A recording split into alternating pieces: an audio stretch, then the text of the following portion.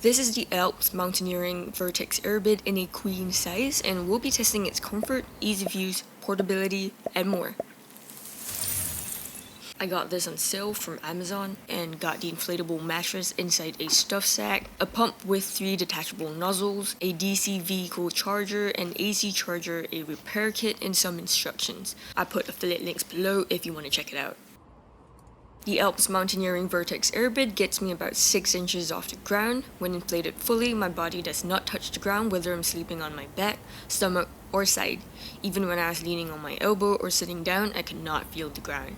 The Vertex Airbed measures about 80 by 56 inches, which is slightly smaller than a queen size in width. For me, I found that it fits 2 people quite comfortably, and the 80 inches in length is also great for taller people. The Vertex Airbed has a coil system, is very comfortable, and it supported my body very well while sleeping. The surface is pretty flat, which is something I prefer, and a big reason as to why I find this comfortable. The top is not flocked, so it's not the quietest when moving in bed, but it's not that bad. There's some bouncing and movement during the night when there's another person sharing the airbed, but it's one of my less bouncy airbeds for sure. The Alps Mountaineering Vertex Airbed has a Boston valve on the underside of the bed, which is not flushed with the surface. To inflate the Vertex Airbed, you can unscrew the top valve, which is a one-way valve. Using the included pump, it usually takes me about 3 minutes and 15 seconds for the full inflation through this one-way valve. You can also use the bottom valve for inflation, which is a two-way valve. The opening is bigger and takes me only about 1 minute for the full inflation with the included pump. Air will leak out when you remove the pump, so you can use the one-way valve to top off the air after, which usually takes me another 30 seconds or so. And when inflating, you need to hold the pump in place.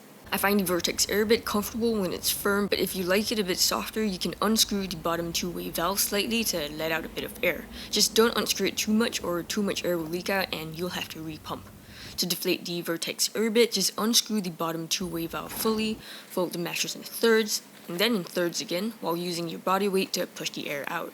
This will get most of the air out and usually takes me about 1 minute or so.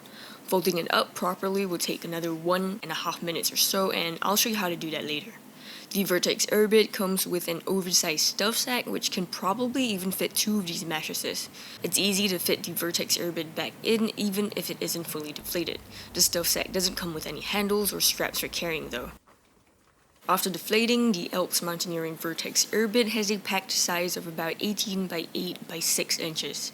Here's what it looks like on the stuff sack and beside a 32-ounce Nalgene bottle and the included pump. The packed size will change depending on how you fold it and how much air you push out of it. For me personally, I like to fold it in half, lengthwise, 2 times. Then I fold it in half again, roll it up starting from the side that doesn't have the Boston valve, push more air out, close the valve, and store it back into the stuff sack. The Vertex Airbed weighs just 4.8 pounds for just the airbed alone. The stuff sack weighs about 2.5 ounces. The rechargeable pump with the 3 nozzles weighs about 11 ounces, and the DC and AC chargers weigh about 7.4 ounces together. Since the Alps Mountaineering Vertex Airbed is an air mattress, I don't think it's insulated, so it's best to use this during the summer. I think it's a little too heavy for backpacking, especially with the pump, so you're limited to car camping. Here's what the Vertex Airbed looks like inside a Coleman 2-person sundome tent. It fits just nicely into the tent, but there's no space for gear at all. Livable space is pretty good, and there's enough space for me to sit up and also to crouch. The Boston valve is along the side and not the foot of the Vertex Airbed, so it was super easy for me to inflate the Vertex Airbed from outside the door off the Coleman 2-person sundome tent, which is a very nice detail. And here's what the Vertex Airbed looks like inside a Coleman 4-person dome tent when placed horizontally. And here's the Vertex Airbed placed vertically inside the tent. There isn't enough space to fit 2 of these mattresses, but having just 1 mattress gives me plenty of space for my camping gear. I also have lots of livable space. The Alps Mountaineering Vertex Airbed is made of a TPU-coated nylon and feels thick and durable for sure. It's PVC free, I never had any issues with stretching, and my airbed was firm even on the first night of use. Both the top surface and the bottom of the Vertex Airbed feel exactly the same, and it made no difference to me when I slept on both surfaces. The only difference is the position of the Boston valve. If you prefer the valve to be underneath the airbed, just sleep on the top. If you prefer the valve to be on top, just flip it over. The Boston valve is made of hard plastic and feels good quality. I never had any issues with air leaking in the few weeks that I was using this Vertex Airbed. Also, the seams are good quality and air retention is very good.